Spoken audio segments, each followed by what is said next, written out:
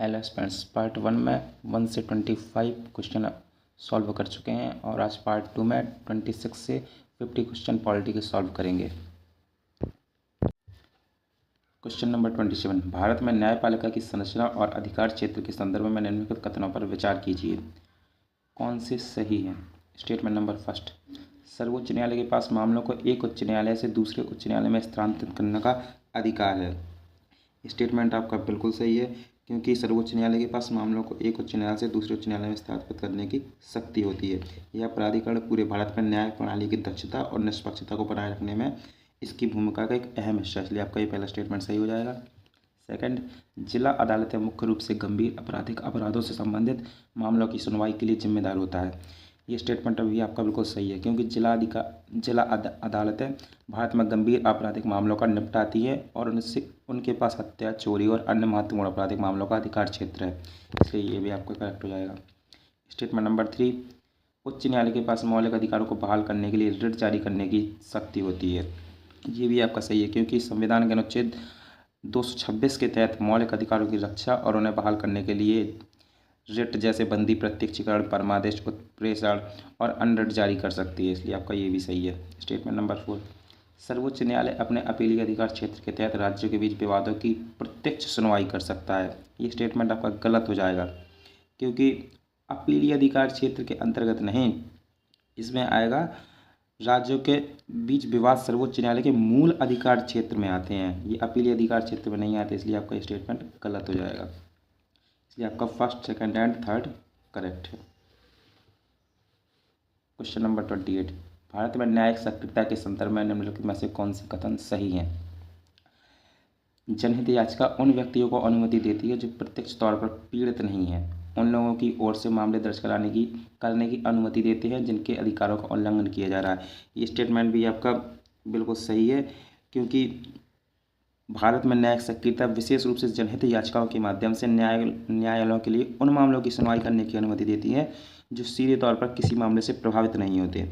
यह व्यक्तियों संगठनों को दूसरों की ओर से न्यायालय से संपर्क करने में सक्षम बनाता है जो ऐसा करने में असमर्थ हैं, विशेषकर अधिकारों के उल्लंघन के मामले में, इसलिए आपका ये बिल्कुल करेक्ट हो जाएगा। सेकंड, न्यायिक सक्रियता न्यायपालिका को प्रतिबंधों के बिना विधायक और कार्यपालिका के कार्यों में हस्तक्षेप करने की अनुमति देता है। ये आपका स्टेटमेंट रॉन्ग हो जाएगा, क्योंकि न्यायिक सक्रियता न्यायपालिका को सरकार की कार्यों में अतिक्रमण करने की अनियंत्रित शक्ति प्रदान नहीं करता है। यह संवैधानिक सीमाओं के भीतर ही संचालित होता है, इसलिए आपका स्टेटमेंट ये गलत हो जाएगा। थर्ड, भारत में न्यायिक सक्रियता ने मौलिक अधिकारों को उनके पारंपरिक दायरे से परे विस्तारित किया है। ये स्टेटमेंट भी आपका बिल्कुल करेक्ट है, क्योंकि न्यायिक सक्रियता या जनहित याचिका से पर्यावरण संरक्षण, शुद्ध हवा, पानी और अच्छा जीवन का अधिकार तथा वंचित समूह के अधिकार जैसे क्षेत्रों को शामिल करने के लिए मौलिक अधिकारों के दायरे का विस्तार किया गया, इसलिए आपका एक करेक्ट हो जाएगा। स्टेटमेंट नंबर 4, जनहित याचिका के मामले में समाचार पत्रों की रिपोर्टों या संबद्ध नागरिकों द्वारा न्यायालय को भेजे गए पत्रों पर आधारित हो सकती है। ये स्टेटमेंट भी आपका सही है, जिससे न्यायालय को व्यापक सार्वजनिक चिंताओं को दूर करने में सहायता मिलेगी, इसलिए आपका first, third and fourth is correct. Question number 29, assertion है राज्य निर्वाचन आयोग 73वें और 74वें संवैधानिक संशोधनों के तहत ग्रामीण व शहरी दोनों स्थानीय निकाय के चुनाव की निगरानी करता है। ये स्टेटमेंट आपका असर्सन बिल्कुल करेक्ट है। इसका कारण, राज्य निर्वाचन आयोग भारत के चुनाव आयोग से स्वतंत्र है और इसे पंचायती राज संस्थानों तथा शहरी निकायों के चुनाव की देखरेख का काम सौंपा गया है। ये भी सही है, और ये दोनों एक दूसरे की व्याख्या भी करते हैं। दोनों स्टेटमेंट बिल्कुल करेक्ट है, इसलिए आप करेक्ट हो जाएगा। क्वेश्चन नंबर 30, संविधान संशोधन प्रक्रिया में राष्ट्रपति की भूमिका के संदर्भ में निम्नलिखित कथनों पर विचार कीजिए। फर्स्ट, संसद द्वारा पारित किए जाने के बाद राष्ट्रपति संविधान संशोधन विधेयक को न तो स्वीकृति से रोक सकता है और न ही वापस कर सकता है। यह आपका स्टेटमेंट बिल्कुल सही है, क्योंकि संविधान के अनुच्छेद 368 के अनुसार जब विधेयक संसद के दोनों सदनों में विशेष बहुमत से पारित हो जाता है तो राष्ट्रपति अपनी सहमति देने के लिए बाध्य होता है। वो न तो इसे रोक सकता है और न ही इसे वापस कर सकता है, इसलिए आपका स्टेटमेंट बिल्कुल करेक्ट है। सेकंड, राष्ट्रपति के पास संविधान संशोधन विधेयक को स्वीकृति देने से पहले विचार विमर्श राय के लिए सर्वोच्च न्यायालय को भेजने का विवेकाधिकार होता है। ये आपका स्टेटमेंट बिल्कुल गलत हो जाएगा, क्योंकि यह संवैधानिक संशोधनों पर लागू नहीं होता। राष्ट्रपति के पास संविधान संशोधन विधेयक को सहमति देने से पहले सलाहकार या राय के लिए भेजने का कोई विवेकाधिकार नहीं होता, इसलिए गलत है।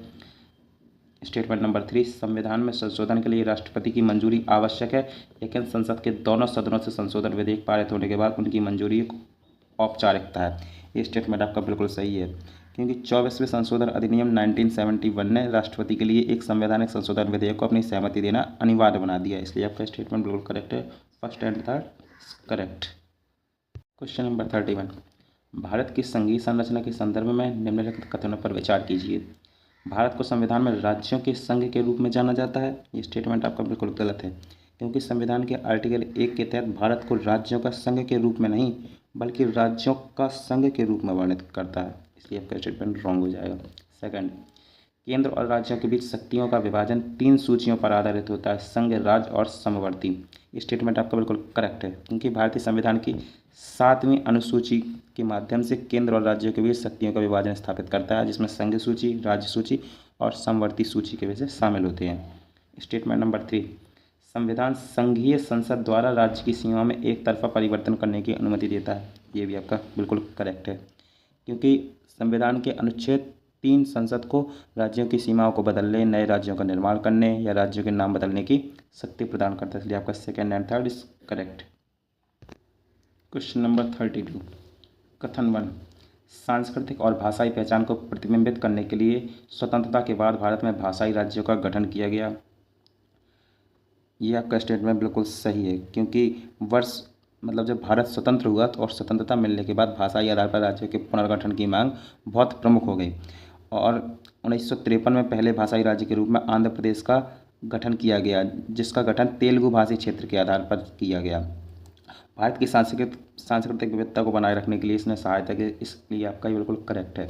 भाषाई आधार पर राज्यों के पुनर्गठन से लोगों को अपनी मूल भाषाओं में शासन करने की अनुमति मिली, जिससे सरकार और लोगों के बीच बेहतर संचार सुनिश्चित हुआ, इसलिए आपका ये स्टेटमेंट बिल्कुल करेक्ट है। निम्नलिखित में से कौन सा सही है? इसलिए ये आपका विकल्प 1 करेक्ट हो जाएगा, क्योंकि ये दोनों एक दूसरे की व्याख्या भी करते हैं। क्वेश्चन नंबर 33, 74वें संवैधानिक संशोधन अधिनियम 1992 के संदर्भ में निम्नलिखित कथनों पर विचार कीजिए।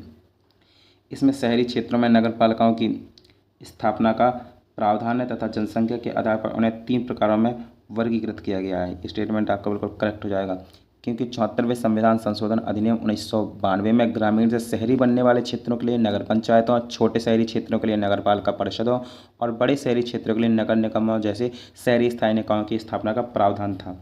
बिल्कुल करेक्ट है। सेकंड, यह सभी नगर पालिकाओं के सदस्यों के लिए प्रत्यक्ष चुनाव का प्रावधान रखता है, जबकि नगर पालिकाओं के अध्यक्षों के लिए प्रत्यक्ष अप्रत्यक्ष चुनाव हो सकते हैं।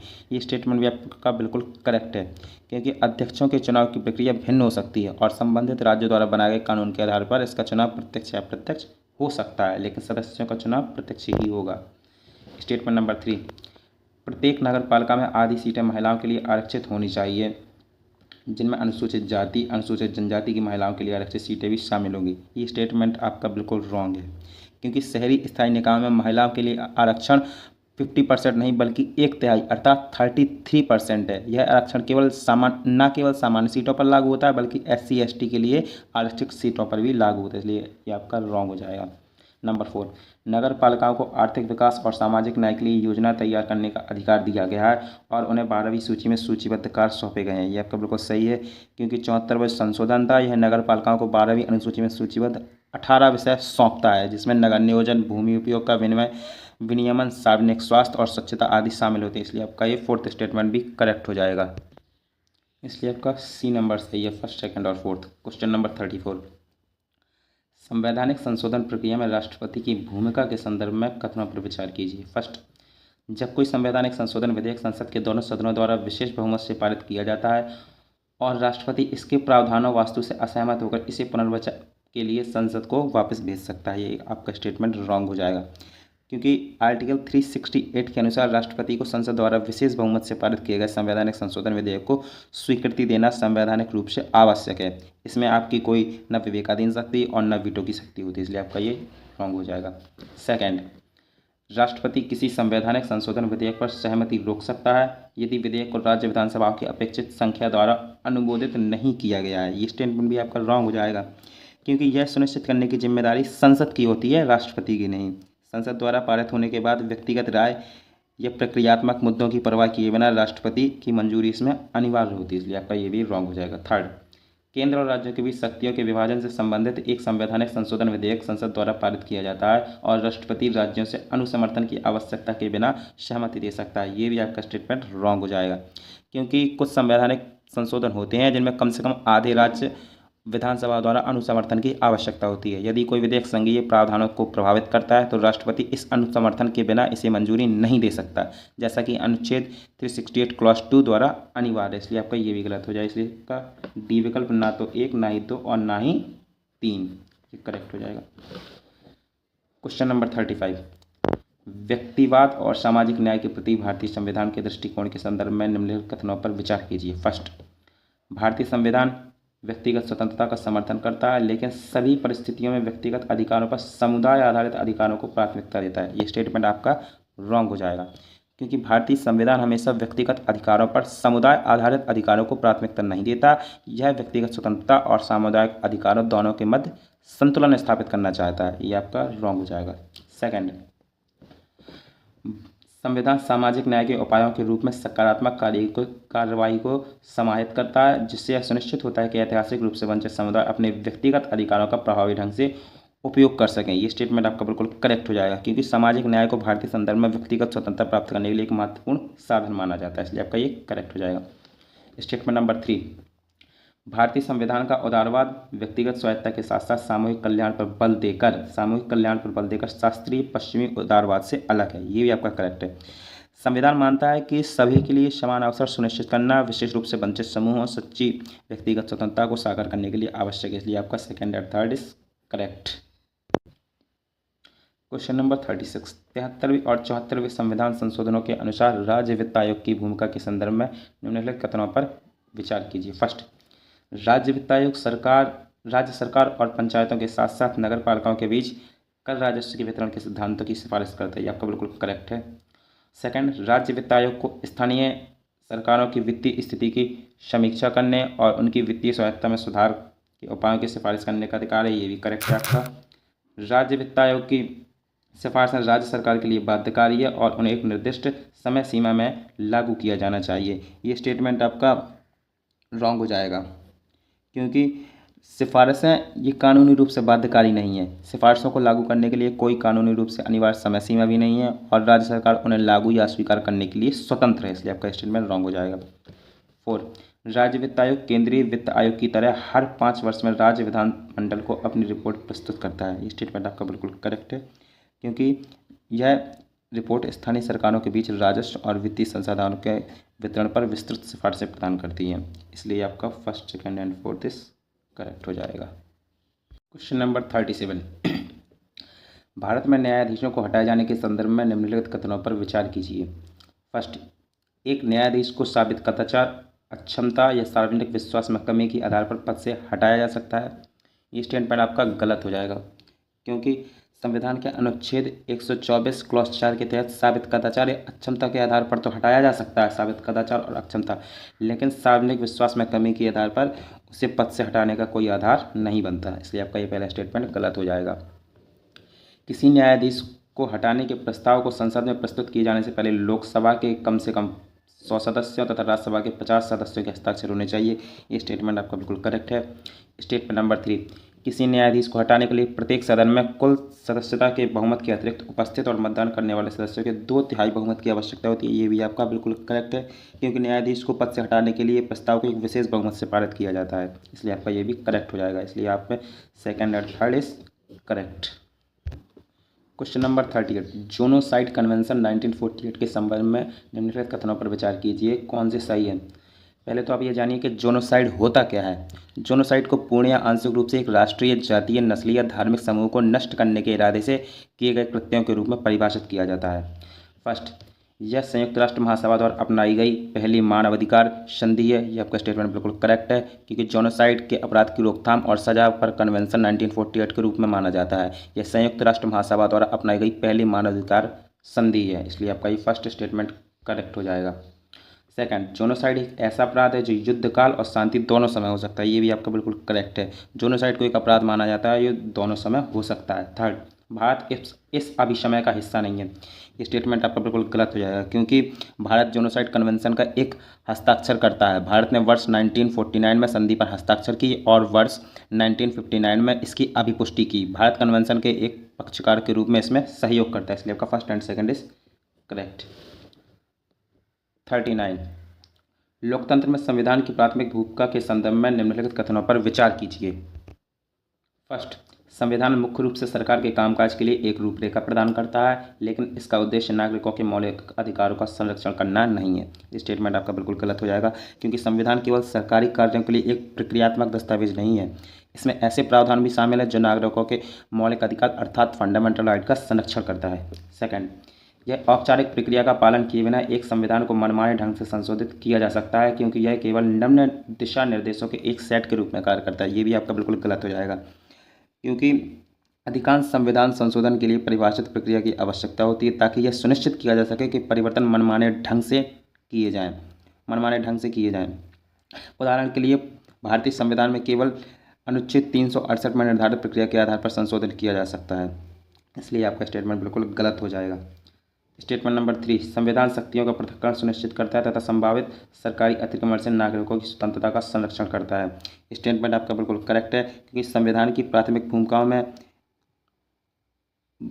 भूमिकाओं में से एक सरकार के अंग के बीच नियंत्रण और संतुलन एक प्रणाली स्थापित करता है, जिससे किसी एक अंग को अत्यधिक शक्तिशाली बनने और व्यक्तिगत स्वतंत्रता का उल्लंघन करने से रोका जा सके, इसलिए आपका ये करेक्ट हो जाएगा। स्टेटमेंट नंबर 4, यह स्वयं को प्रक्रियात्मक शासन की विशेषताओं तक सीमित रखता है तथा मुख्य रूप से निर्वाचन प्रणाली को निर्दिष्ट करता है। ये स्टेटमेंट आपका बिल्कुल गलत है, क्योंकि संविधान निस्संदेह निर्वाचन प्रक्रियाओं का वर्णन तो करता है, लेकिन इसमें मौलिक अधिकारों, सरकार का गठन, सरकार के विभिन्न अंगों के बीच अंतर्क्रियाओं तथा मनमाने प्राधिकार के विरुद्ध नागरिकों को संरक्षण का भी उल्लेख है, इसलिए आपका फर्स्ट रॉन्ग है और केवल थर्ड सही है। क्वेश्चन नंबर 40, निम्नलिखित में से कौन न्यायिक समीक्षा की अवधारणा का सबसे सटीक वर्णन करता है।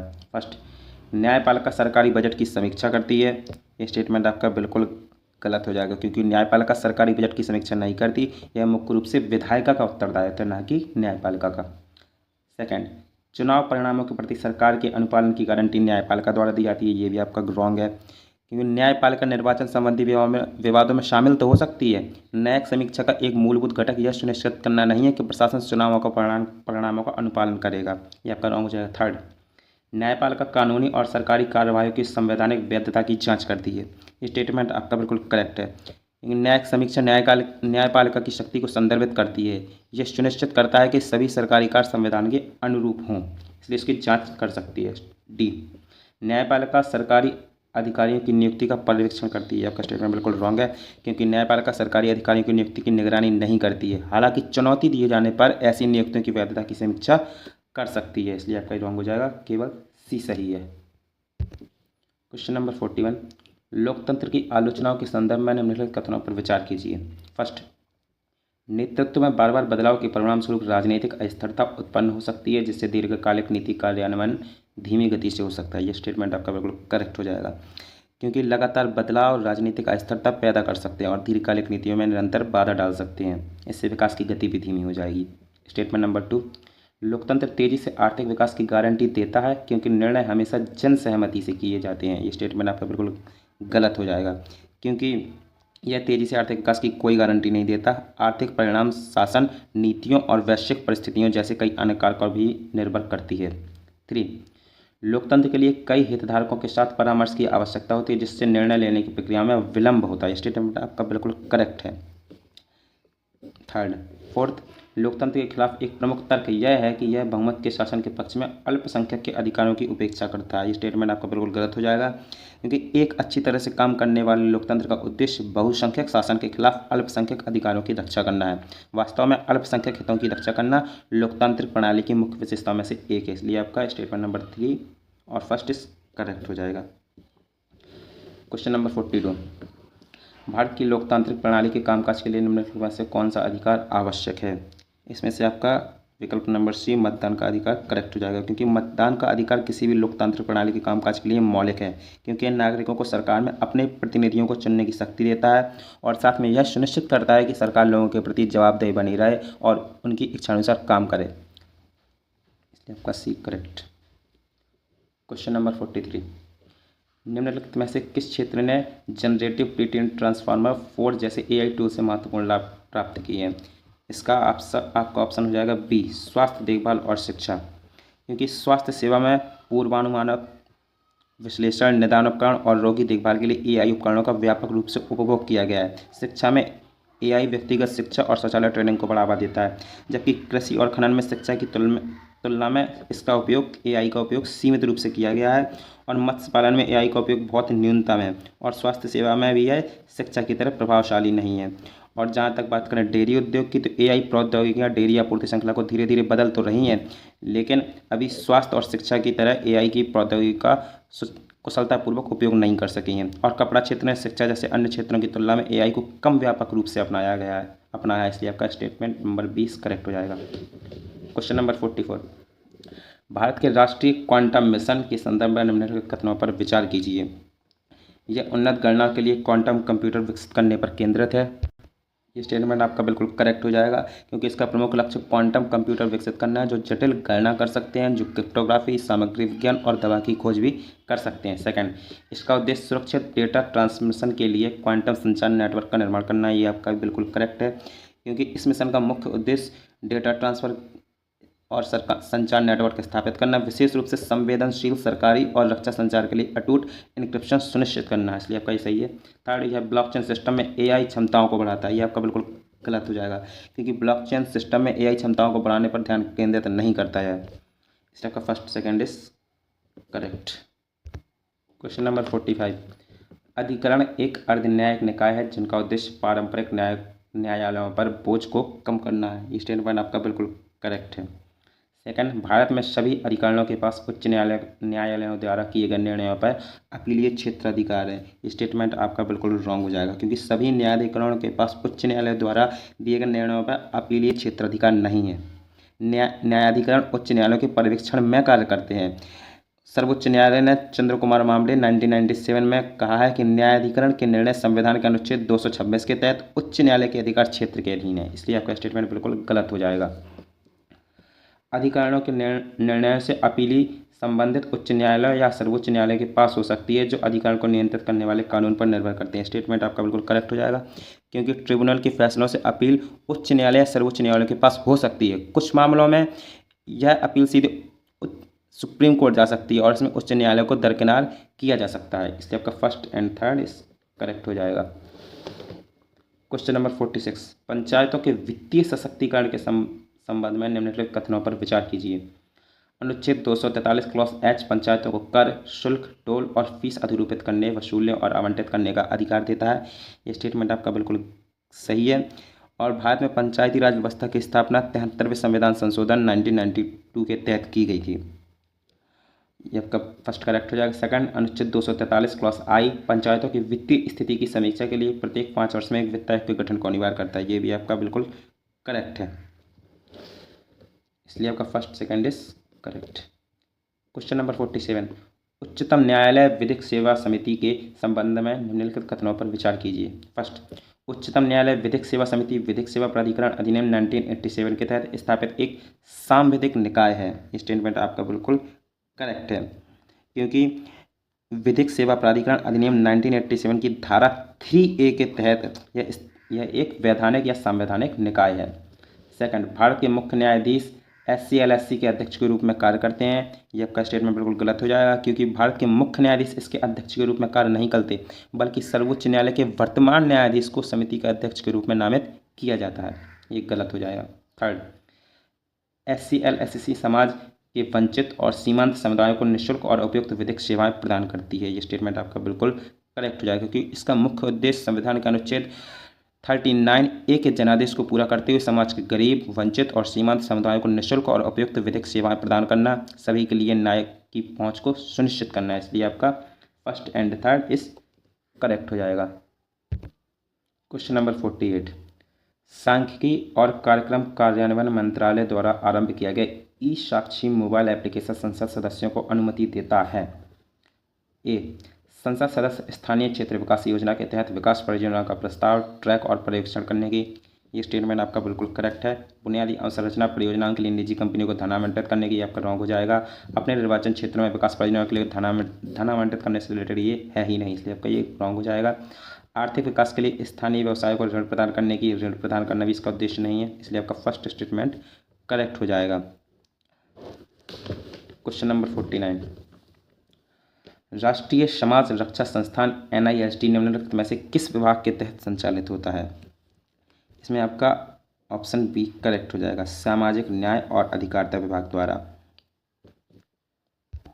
लास्ट आज का वीडियो का यह क्वेश्चन नंबर 50, 19वें गुटनिरपेक्ष आंदोलन NAM शिखर सम्मेलन के संदर्भ में निम्नलिखित कथनों पर विचार कीजिए। फर्स्ट, शिखर सम्मेलन का विषय साझा वैश्विक संपन्नता के लिए सहयोग को गहन करना था।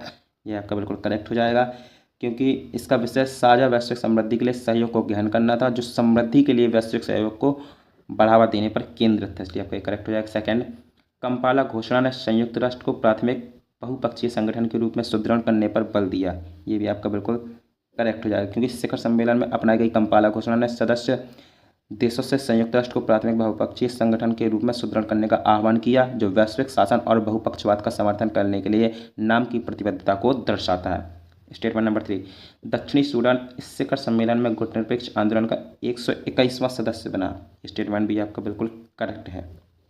धन्यवाद।